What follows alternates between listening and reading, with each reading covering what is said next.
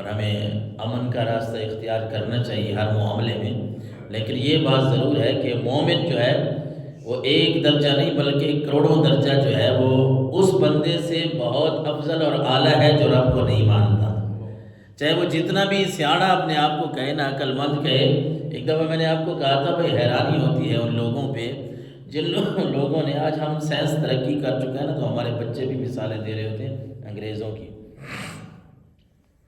کہ وہ فلاں سائنسدان نے یہ کیا، فلاں نے یہ کیا۔ آپ کے سامنے ہی ہے جو ٹیکنالوجی چل رہی ہے، لیکن میں یہ بات سوچتا ہوں، جو بات میرے دل میں آتی ہے نا، وہ یہ ہے کہ یار رب العالمین نے ہمارے اوپر کیسا احسان فرمایا، ہمیں کیسے رب نے ایمان کی دولت سے نوازا ہے کہ جو لوگ عقل میں ہم سے تیز ہیں وہ موبائل تو کیا پتہ نہیں آسمانوں پہ جانے کی باتیں کر رہے ہیں، کمپیوٹر انہوں نے ایجاد کر لیا، پوری دنیا کو یوں سمجھ رہے کہ ایک چھوٹے سے فیتے میں بند کر دیا۔ جن کا اتنا عقل ہے، اتنا عقل کام کرتا ہے، ان کو رب کی توحید سمجھ نہیں آئی۔ اللہ کو ایک مان لیں، اللہ کو ایک مان لیں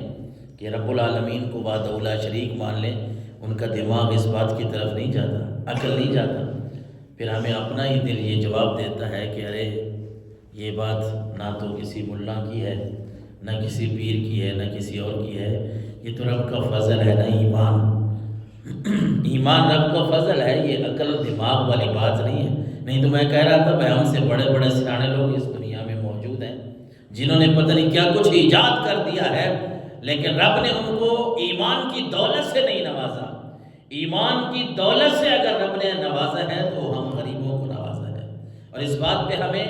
تحدیث نعمت کے طور پہ، اللہ کی نعمت کے طور پہ اس بات پہ ہمیں فخر ہے کہ رب نے ہمیں اس ہدایت کے لیے چن لیا ہے۔ اس لیے کبھی بھی اپنے آپ کو ایک تو ڈی گریڈ نہ کریں کہ ہم مسلمان ہیں، تو جس طرح ہمارے معاشرے میں عام باتیں پائی جاتی ہیں، جی وہ مسلمان یہ کرتے ہیں، وہ سارے جو غلط مفہوم ہے نا وہ مسلمانوں کی طرف ہم منسوب کر دیتے ہیں، یہ بات بھی ٹھیک نہیں ہے۔ پھر اپنے آپ کو درست کرنے کی کوشش کریں، اگر کوئی بات رہ گئی ہے، ہمارے اندر کوئی خامیاں ہیں تو اس کو درست کریں، ورنہ ایمان کی کوئی قصور نہیں۔ ایمان تو رب نے آپ کو بڑا فضل اور رحمت ہے رب کی کہ اس نے ہمیں عطا فرما دیا۔ حضرت ابو سعید خدری رضی اللہ تعالیٰ عنہ کی روایت ہے نا،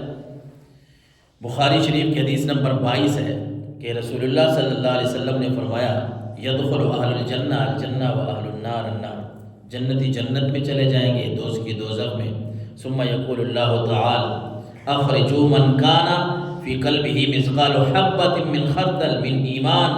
رب کا حکم ہوگا میرے فرشتوں جہنم میں جاؤ، دیکھو جس کے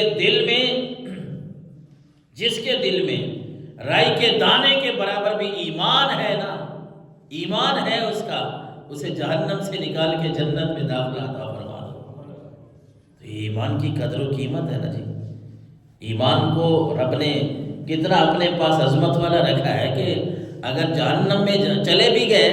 جہنم میں گناہگار چلے گئے تو رب العالمین پھر بھی برداشت تو نہیں کرتا نا کہ ہیں تو میرے نام لینے والے۔ میں وحدہ لا شریک کو ساری زندگی گناہ کرتے رہے ہیں،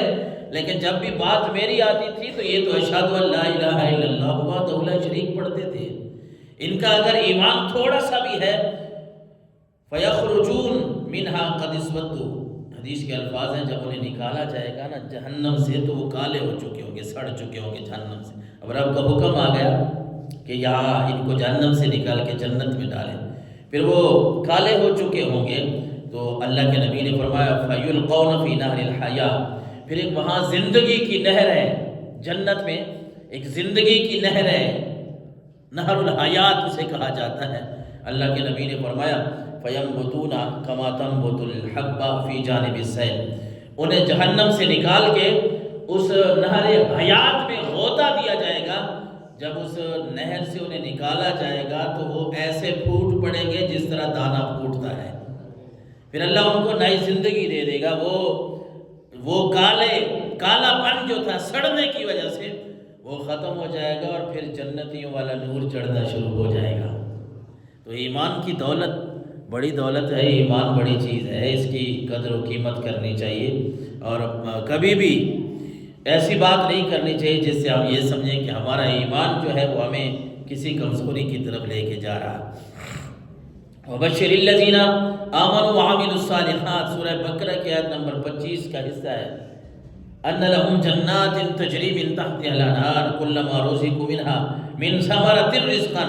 قالوا هذا الذي رزقنا من قبل وأتوا به متشابها، کہ جنت میں جائیں گے۔ رب نے فرمایا اے نبی، جو ایمان والے لوگ ہیں، اچھے عمل کرنے والے لوگ ہیں، ان کو خوشخبری سنا دو کہ رب کے پاس تم آؤ گے تو رب تمہیں ایسے باغات عطا فرمائے گا جن کے نیچے نہریں بھی جاری ہوں گی، نہریں بھی چل رہی ہوں گی۔ اور جب کبھی انہیں رزق دیا جائے گا، پھر جنت میں آپ کو پتہ ہے کہ جنت کی جو نعمتیں ہیں نا، تھوڑا وقت ہونا پڑتا ہے دنیا میں، عیش و عشرت کو چھوڑنا پڑتا ہے، رب کی اطاعت کرنی پڑتی ہے۔ اتنا وقت ہے نہیں، میں ویسے آپ کو سمجھانے کے لیے کہہ رہا ہوں، جس طرح ہمارا ذہن ہے وہی 5 نمازیں پڑھنا، فجر ٹائم اٹھنا، پھر عشاء کی نماز پڑھنا اور سارا دن کام کاج کرنا،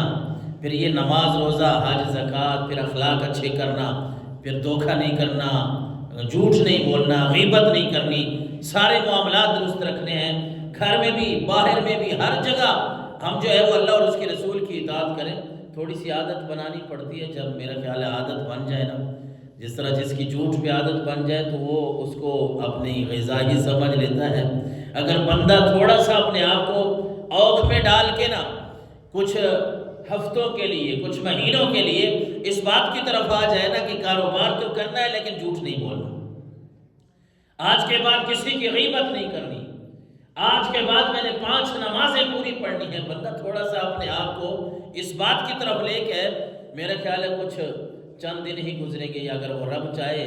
بندہ اگر نیت اچھی کر لے، ہو سکتا ہے چند لمحے گزریں، اللہ ہدایت کے راستے ایسے کھولے کہ پھر نماز چھوٹ نہیں نہ پائے،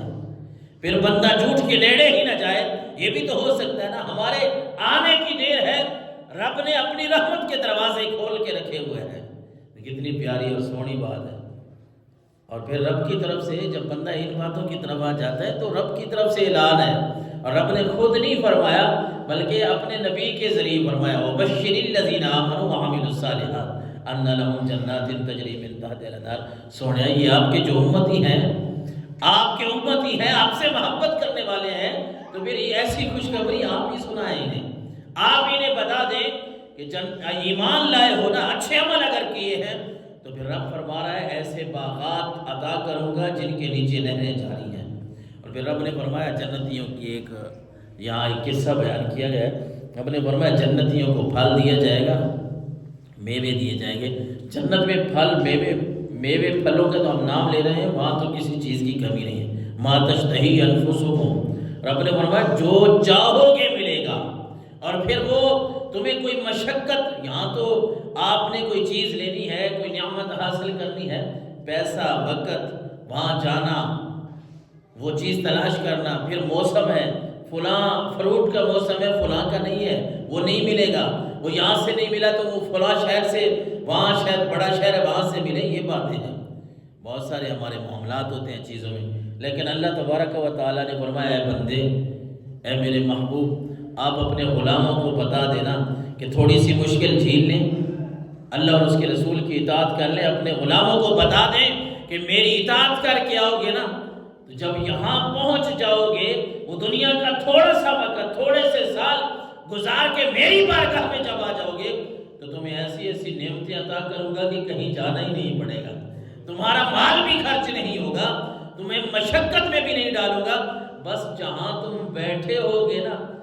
تم نے زبان پہ بھی نہیں لانا، صرف تمہاری خواہش ہوگی، تمہارے دل میں بات آئے گی کہ فلاں